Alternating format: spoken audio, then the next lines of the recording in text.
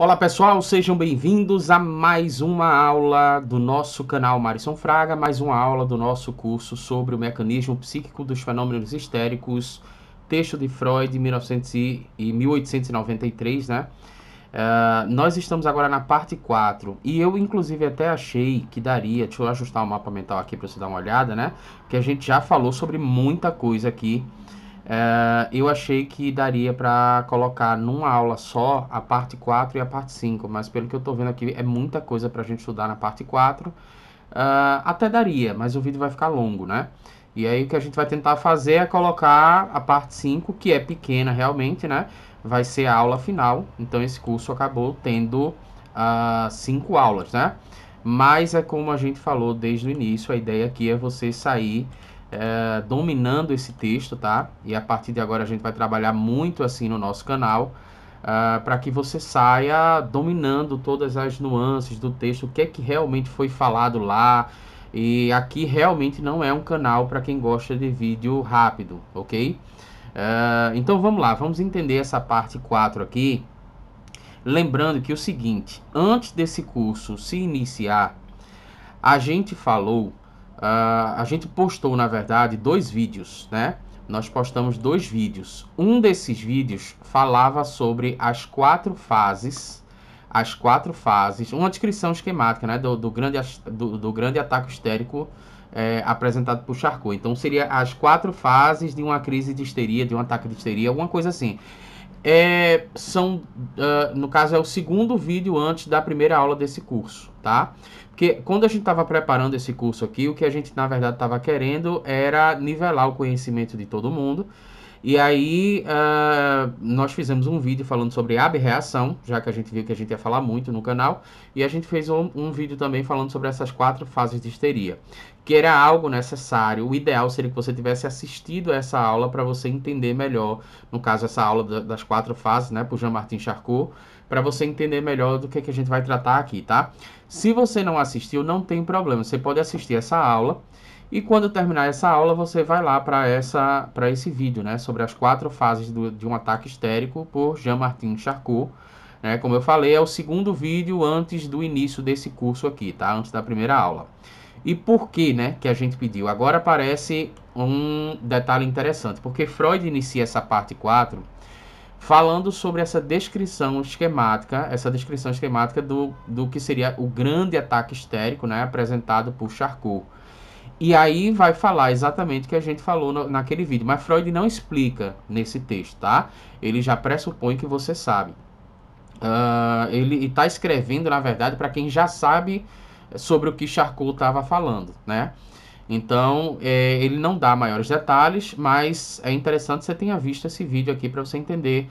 Talvez, se você tiver visto o vídeo, né? Talvez seja melhor para você compreender o que a gente vai comentar aqui, tá?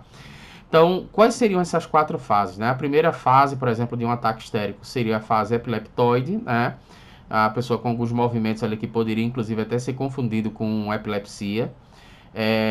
A segunda fase seria a fase que Charcot falou sobre os grandes movimentos. A gente até mostrou foto nesse vídeo que eu falei, né? Que a gente postou, o segundo vídeo antes da primeira aula do curso. A gente até mostrou fotos para você entender como era a diferença da fase epileptoide. A pessoa, inclusive, até geralmente ela gira em torno do colchão ou da cama ou no chão, né? Ela faz um movimento circular e tal. Dos grandes movimentos, né? São movimentos mais expansivos, mas você tem aqui nesses movimentos questão de contratura muscular e tal. Aqui você tem uma utilização muito grande da força muscular, né? Depois viria as atitudes passionais. Essas atitudes passionais, no caso, seriam alucinações, né? E Charcot chama de atitudes passionais, porque se você vê nas fotos lá do vídeo, você vai perceber que a expressão dela ou é de muita tristeza, né? Ou geralmente é de muita alegria, mas são sentimentos que não condizem com aquilo que está acontecendo na realidade, o que indica que a pessoa está passando por uma fase ali de alucinação, né? E o delírio final, quando na verdade gradativamente a consciência vai retornando, mas a pessoa ainda vai passando por alguns delírios, né? Algumas interpretações de sua realidade que são não condizentes com o que está acontecendo, né? com o contexto ali a qual ela está inserida. E aí, mas você tem já aqui uma retomada gradativa da questão da consciência, tá? Então já seria aqui o período final. Então o Freud ele vai iniciar ressaltando essa descrição esquemática do ataque histérico, né, por Charcot, e ele vai falar primeiro nesse texto sobre as atitudes passionais, ele vai focar, né, nessas atitudes passionais, algo que ele, junto com Breuer, acabaram descobrindo, e depois ele vai focar também nessas fases aqui, epileptoides, né, e na fase dos grandes movimentos, tá? Mas você vai entender isso aqui no texto, porque eu vou sempre lembrando aqui, eu vou sempre lembrando desse esquema daqui, tá? De Charcot. Então, seguindo aqui, a diferenciação, Freud vai dizer, das formas de ataque histérico, né? Ele diz que, segundo Charcot, se dá a partir das diferenciações dessas fases. Porque, na verdade, quando a gente pensa nessas fases aqui, a gente vai pensar isso de uma forma geralmente linear. Essa é a tendência principal, né? Mas existe uma diferença, por exemplo, algumas fases são mais breves do que outras, né? Outras fases são mais prolongadas, como ele diz aqui, a questão de abreviações e prolongamentos, ausência ou isolamento, ou seja, não necessariamente um ataque histérico vai ter a questão das atitudes passionais, por exemplo. Pode ser que não passe pela fase da alucinação, pode ser que nem do delírio final, pode ser que seja simplesmente a fase epileptoide e a fase de grandes movimentos, né? Contraturas musculares, movimentações, digamos assim, movimentações corporais que beiram a interpretação do que seria a questão da epilepsia. E não necessariamente a pessoa passe por atitudes passionais, que seria a fase da alucinação. Pode ser que ela não passe por isso. Por isso que o Charcot ele considera isso como um grande ataque histérico. Porque existem outros ataques histéricos, né? E o Charcot, na verdade, é o que Freud está dizendo aqui, ele vai classificar e diferenciar as formas do ataque de histeria a partir justamente dessa dinâmica aqui, do que vai acontecer. Tem as 4 fases, não tem as 4 fases, então seria basicamente o que? Só tem a questão do delírio, né? Não teria ali a questão, por exemplo, dos grandes movimentos. Começa com epileptoide, depois já passa para atitudes passionais. Como é que seria isso? Lembrando aqui, gente, que é interessante a gente entender que nesse momento eles estavam tentando entender, né, o que seriam esses ataques histéricos, o porquê que as mulheres eram acometidas por crises histéricas, né, por sintomas histéricos e tal, por que aquele fenômeno se apresentava, né? Então, o Freud ele avisa que ele vai focar primeiro nessa terceira fase, que seria a terceira fase de atitudes passionais, e depois ele vai comentar sobre as 2 outras fases, né, que seriam fases corporais, né, fases mais somáticas, né, no sentido de essa fase epileptoide, essa fase de grandes movimentos, né, movimentações corporais e tal. Então ele vai focar primeiro nessa terceira fase, depois ele vem para as 2 primeiras fases, tá? Focando, por exemplo, nesse conteúdo aqui de atitudes passionais, que seriam a fase da alucinação, ele diz que o conteúdo da alucinação desse momento seria basicamente a chave, né, ou uma das chaves para entender aquilo que desencadeou esses sintomas histéricos ou esse fenômeno histérico, né? Então, qual é o conteúdo dessa alucinação? O que a pessoa está vendo naquele momento de alucinação, tá? Frequentemente, por exemplo, eles hipnotizavam, eles descobriram isso, esse foi o grande diferencial de Freud e Breuer, né? Porque Charcot já havia apresentado esse esquema, mas me parece que Charcot não tinha, na verdade, atentado para essa questão do conteúdo alucinatório. O que a pessoa está enxergando aqui, né? O que a pessoa está vendo? O que ela está vivenciando? E o Freud e o Breuer vão dizer o seguinte, olha, quando a gente hipnotiza a pessoa, e a gente consegue, inclusive, até provocar, ele fala um pouco isso, ele fala isso um pouco depois, né? Quando a gente consegue provocar essas alucinações, dá para chegar a uma conclusão, porque geralmente essa alucinação está relacionada com um evento que aconteceu que foi traumático para a pessoa, tá? Então, ele diz que esse conteúdo da alucinação é a chave justamente para entender o que desencadeou esse sintoma histérico. No caso das ausências de atitudes passionais, ou seja, no caso de um ataque de histeria apenas com convulsões, sem as alucinações, né, há apenas os fenômenos motores, ok? Que estão se apresentando ali. Nesse caso, Freud vai dizer que se for possível estabelecer um rapport, ou seja, uma conexão, né, uma comunicação com aquele paciente. Se for possível fazer isso nesses ataques de convulsões sem as alucinações, será também possível observar conteúdos referentes ao momento traumático. Então, o que ele está dizendo é, olha só, talvez inclusive até esses fenômenos motores, eles também falem sobre determinadas reações que a pessoa gostaria de ter tido, ou são reações que são relacionadas com um determinado momento traumático da pessoa, tá? Fazendo só um adendo aqui, por exemplo, a gente pode pensar, quem trabalha isso posteriormente é a Melanie Klein, né?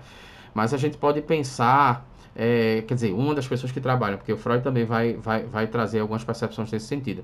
Mas vamos supor que uma pessoa tem um determinado tique, né? E, se eu não me engano, é no caso da Amy Von N. Eu vou ver se eu preparo, inclusive, até as próximas séries de aulas para a gente tratar desse caso clínico.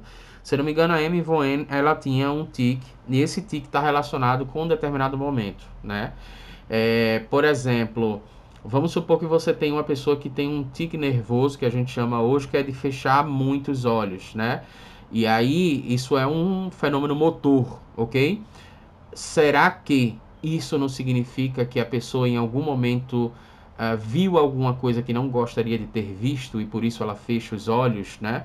Num tique nervoso e tal.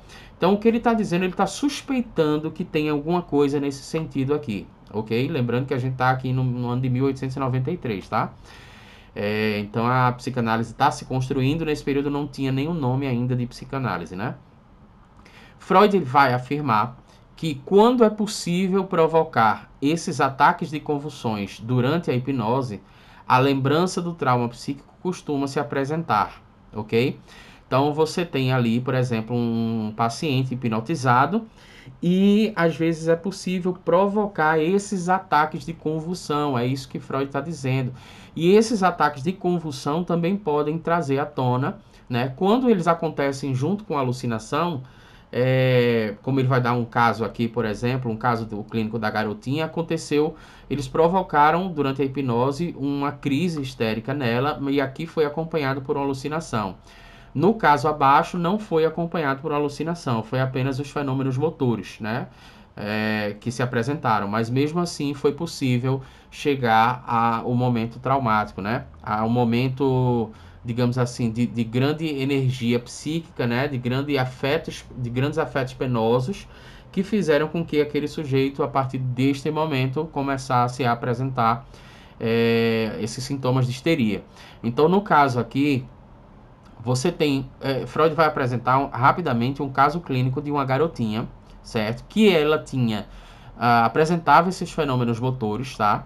No caso, quais seriam os fenômenos aqui? Ele está falando sobre a questão epileptoide. Ela apresentava, né, alguns fenômenos epileptoides e ela tinha sido diagnosticada, né, com epilepsia, tá?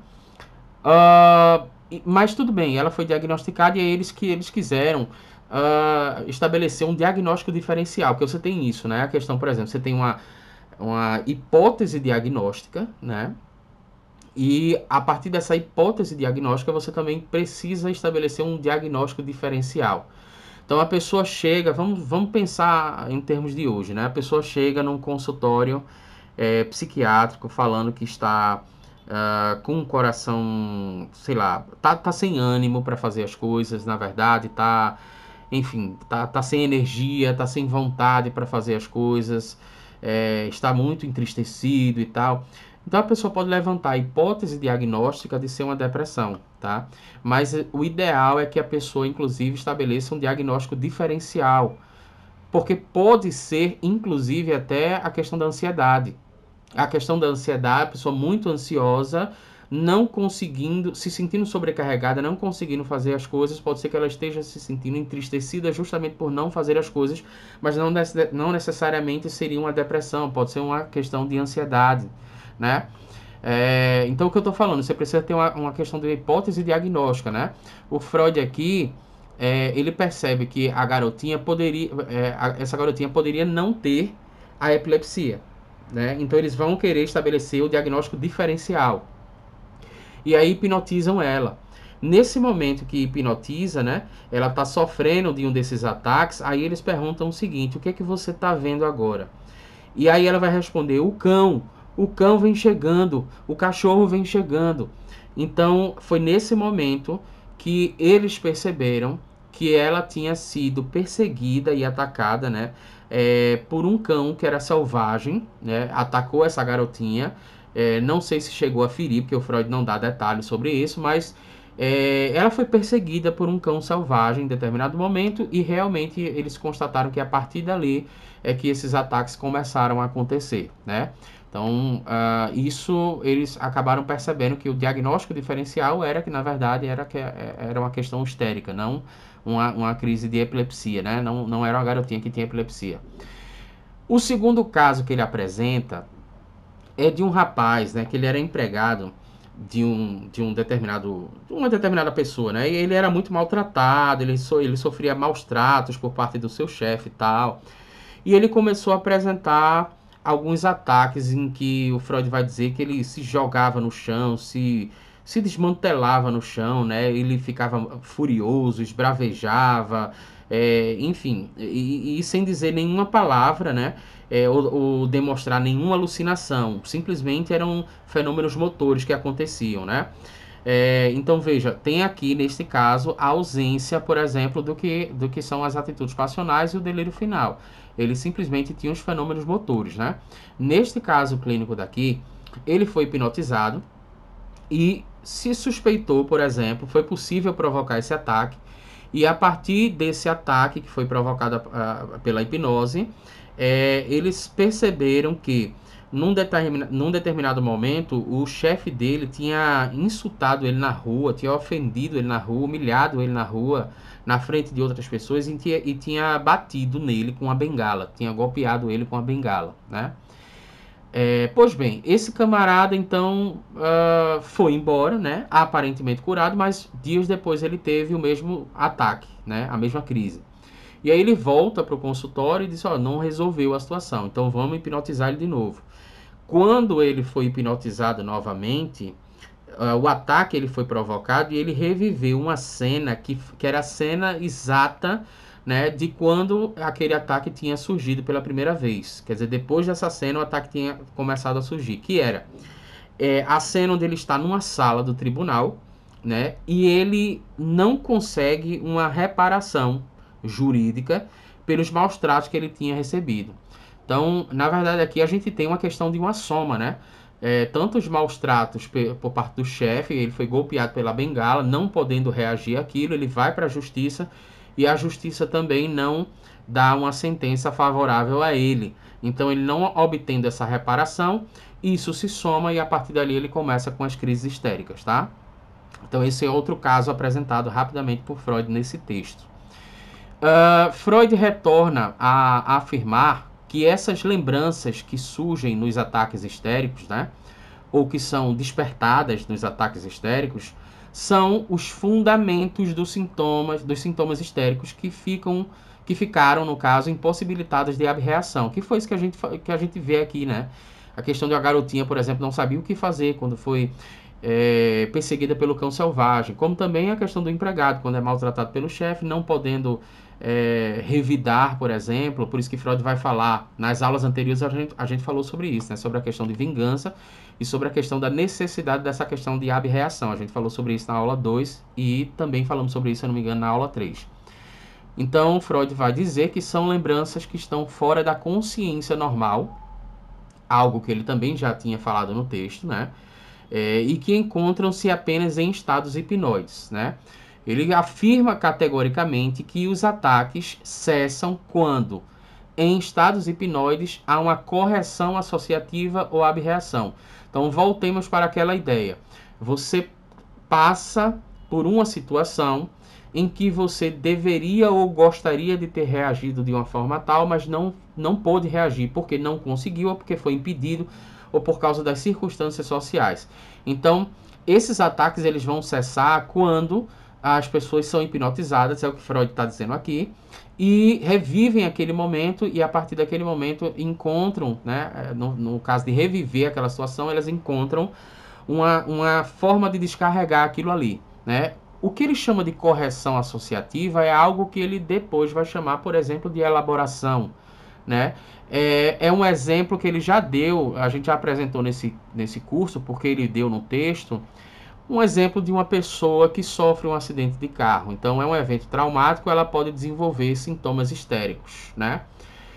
Porque não houve possibilidade de abreação naquele momento. Entretanto, revivendo aquela situação, a pessoa pode começar a fazer uma correção associativa, o que ele está chamando aqui de correção associativa, que posteriormente ele vai chamar de elaboração, que é, olha, tudo bem, eu sofri aquele acidente, foi realmente muito assustador, mas eu fui socorrido, né? Eu fui bem tratado no hospital, eu me recuperei, né? Eu não morri, eu sobrevivi a essa situação. Então, esta correção associativa também é uma forma, né? É diferente da abreação, mas é uma forma de você cessar os ataques histéricos, né? Daí, inclusive, a importância da análise, né? E a importância do processo terapêutico, né? Os reflexos motores também funcionam como expressão corporal dessas lembranças. O que Freud tá, voltemos aqui, tá, para a questão epileptoide e dos grandes movimentos. Freud continua ressaltando, depois de apresentar esses dois casos clínicos, né, que os reflexos motores também, de certa forma, a gente falou sobre a questão do tique nervoso, né? É um reflexo motor, que uma expressão corporal, né? Funciona como uma expressão corporal, que pode apresentar, por exemplo, uma situação em que a pessoa viu, mas não gostaria de ter visto, né? Então, ou seja, isso eles tinham visto também na questão de Anaó, né? Quando a Anaó não consegue ingerir absolutamente nenhum alimento, aliás, ela não consegue beber água, né, e tal. Então, é um reflexo motor, a garganta dela travava, né? E aí, de certa forma, travava, mas, ok, o que significa isso, né? Que tipo de crise é essa? Que sintoma é esse, né? E aí tem... Aqui no canal a gente tem um caso Anaó completo, tá? Então não vou soltar spoiler, mas era uma situação em que ela tinha visto, né? Que tinha a ver inclusive até com animal e tal. Então, a partir desse momento, né? Como ela estava numa situação muito tensa por causa do adoecimento do pai dela, acabou apresentando esse reflexo motor, né? Que funcionou como uma expressão corporal dessas lembranças. A segunda consciência, no caso, né? A segunda consciência, a gente já falou por que ele está chamando de segunda consciência, naquele período se chamava, né, de segunda consciência e tal. Segunda consciência seria, então, um grupo de ideias originadas em estados de consciências alterados e excluídos do trânsito das ideias normais. É isso que Freud entende por enquanto. Você vê que aqui é um projeto embrionário, né? Uma ideia embrionária do que seria depois a questão da consciência, do inconsciente, perdão. Então, ele aqui ainda está entendendo como a questão da segunda consciência, né? E está usando a nomenclatura que se usava na época, né? E ele está dizendo, olha, essa segunda consciência parece ser um grupo de ideias que foram originadas a partir de um estado de consciência alterado, né? Um estado hipnoide, um estado de sonolência, um estado...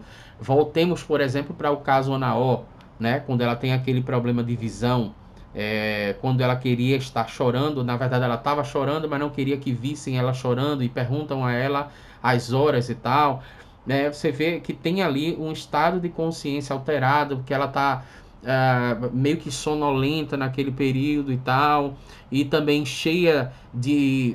ela está passando por uma situação onde tem afetos, né, que alteram esse estado de consciência, que são afetos penosos relacionados ao pai, por aí vai.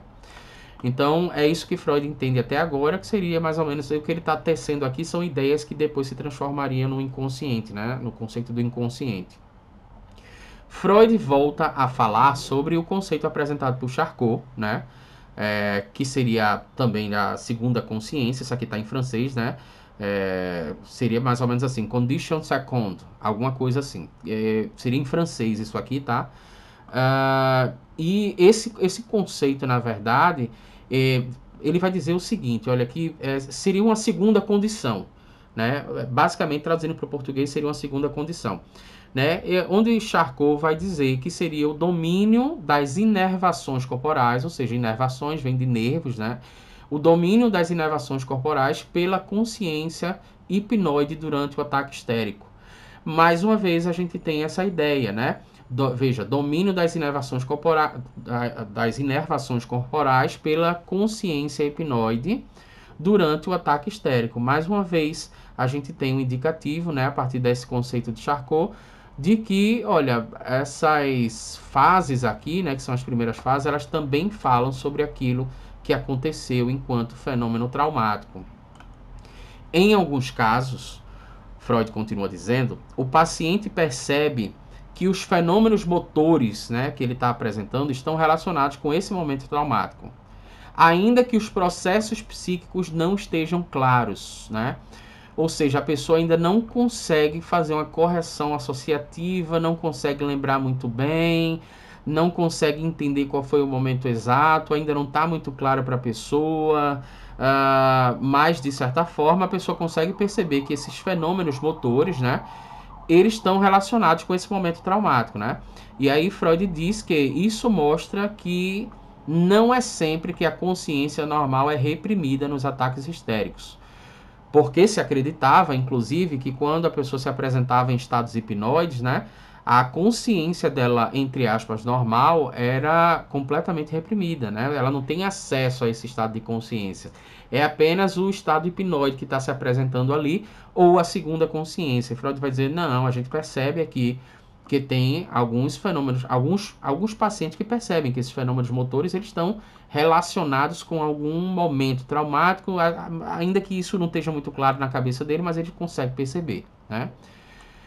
Freud vai, a partir deste momento do texto, estamos chegando no final, apresentar um esquema da evolução de um caso de grande histeria. Então ele considera o seguinte, ó, então até agora o que a gente descobriu foi que, em primeiro lugar, o conteúdo ideativo, vamos lá, a pessoa passou pela experiência. Essa experiência produz um conteúdo ideativo, né? É uma representação, uma ideia. Esse conteúdo ideativo, ele é formado em estados hipnoides, ou seja, a pessoa passa por um afeto muito penoso, como a questão de um medo paralisante, e esse medo paralisante produz um estado de consciência alterado, né? Então, o que ele está dizendo aqui é que a pessoa passa por uma experiência quando está com um determinado estado de consciência alterado de forma tal, ele recebe esse conteúdo ideativo, né? E o conteúdo ideativo ele é formado nesses estados hipnoides, né? Trazendo determinadas representações para a pessoa. O conteúdo ideativo em questão, ele se apodera das inervações corporais e da existência do paciente. E a partir daí os sintomas surgem, né? Ou seja, se apodera das inervações corporais, trazendo essa fase epileptoide dos grandes movimentos, e também se apodera da existência do paciente, né? A partir de alucinações e de delírios, né? Nas fases de atitudes passionais e na fase de delírio final, tá? E Freud vai acrescentar ainda que é possível que o paciente não desenvolva essa grande histeria. O que ele chama de grande histeria é aquela histeria em que o paciente passa pelas 4 fases, tá? Epileptoide, grandes movimentos, atitudes passionais e delírio final, né? Então, por exemplo, é possível que o paciente não desenvolva essa grande histeria, mas o conteúdo que sobreviveu àquela experiência pode retornar em forma de ataques histéricos de tempos em tempos, tornando a pessoa receptiva a traumas, principalmente se houver experiências semelhantes. Então, a pessoa não necessariamente desenvolveu a grande histeria, mas ela pode ter alguns... Nesse momento se acreditava o seguinte, existe uma doença chamada grande histeria, em que a pessoa vai apresentar estas 4 fases, ok? Existe também uma diferenciação que seria a histeria traumática, por exemplo, né? Então, existem vários tipos de histeria, e voltemos aqui para o início, que a gente falou no início dessa aula. Segundo Charcot, né, o que vai diferenciar, o que ele estava entendendo, era o que diferenciava, era a dinâmica dessas 4 fases aqui. E aí Freud está dizendo que pode ser que a pessoa não desenvolva essa grande histeria, mas de tempos em tempos ela seja tomada por ataques histéricos, que não seria a doença em si, mas seriam, de certa forma, crises, digamos assim, né? Vamos supor uma pessoa, por exemplo, que em determinado momento passa por uma situação muito traumática e ela começa a apresentar algum delírio, mesmo não sendo diagnosticada como esquizofrênica, né? Então, ela apresenta alguma fase de delírio, alucinação, alguma coisa nesse sentido, tá? E depois ela retorne para o estado anterior, né? Então, o que ele está dizendo aqui é isso. A pessoa pode ter ataques histéricos mesmo não desenvolvendo a questão da grande histeria. Só que, na verdade, essa pessoa acaba se tornando receptiva a traumas. E se tiver alguma experiência que for semelhante à experiência anterior, ela pode tanto apresentar uma crise histérica, que não seria grande histeria, mas seria apenas um ataque histérico, ou ela pode desenvolver, por fim, a grande histeria por causa desse conjunto de conteúdo ideativo, né? Ele finaliza a parte 4, deixando claro a necessidade de pesquisas posteriores para entender, por exemplo, né, se há reações motoras, escrevi até errado aqui, vou corrigir logo, se há reações motoras que não se apresentem necessariamente ligadas a, deixa eu corrigir logo aqui, né, que não se apresentem necessariamente ligadas a algum conteúdo, entre outras questões. O que ele está dizendo aqui é, olha, a gente pesquisa, a gente precisa ainda continuar pesquisando, né, para saber, porque o que a gente está interpretando até agora é o seguinte: essas reações motoras aqui, dessa fase epileptoide dos grandes movimentos, a gente entendeu até agora que está ligado a um conteúdo traumático, mas a grande questão é, isso acontece para todo mundo ou não, né? Ou seja, há reações motoras que não se apresentem necessariamente ligadas a algum conteúdo, ou isso realmente a gente pode já dizer que são de todos os fenômenos histéricos, né? Basicamente isso que Freud está colocando no final. Então, chegamos ao fim dessa aula e eu queria dizer para você que se você quiser fazer o download do e-book e do mapa mental, vai estar disponível no nosso grupo de membros, na nossa área de membros, né? O link está aqui abaixo, o acesso é vitalício. Se você faz parte, você pode dar uma olhada lá que provavelmente já está no ar, tá? Se não tiver no ar é porque teve alguma correção, alguém que sinalizou que precisava de alguma correção, alguma alteração que a gente precisou fazer, mas dê uma olhada lá em breve, porque você vai ver que está lá e você vai poder imprimir esse e-book, né? E se inscreve no canal, ativa o sininho para receber as nossas próximas notificações, porque o próximo vídeo vai ser a fase 5, né, a parte 5 desse texto, e aí a gente vai finalizar, vai entender o que foi. Um vídeo muito rápido, porque Freud vai trazer apenas as considerações finais, que foi escrita e está datada, inclusive, no ano de 1892, porque ele, como eu já tinha dito na aula número 2, ele apresenta esse texto, mas eles tinham feito algumas comunicações preliminares antes, tá? Forte abraço e eu te vejo no próximo vídeo.